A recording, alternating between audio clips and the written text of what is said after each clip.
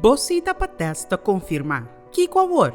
No momento que você receber cita para esse teste, você mestre cada casa e aplicar a regra de quarentena. Cita para teste significa que tem chance que você está contagiado. Que men, queda em quarentena como medida de precaução para evitar que você siga plama o vírus se resultar que você positivo para COVID-19. Uma pessoa em quarentena te queda casa e evitar contato com pessoa que vive junto com ele em casa. No vai trabalho, escola ou tienda, traga fora de casa ou siga lesson virtual se por.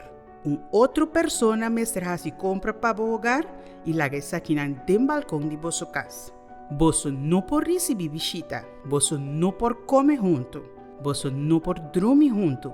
A la vez, é importante para manter a higiene e continuar com a rotina de limpeza normal na casa.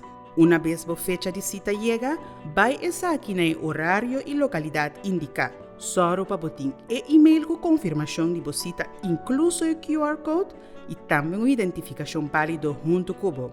No momento que você chega, queda sentar em auto. O mestre timbo tapa boca vestir, ergo mestre tapagar e ventana na de auto, mestre tabajar.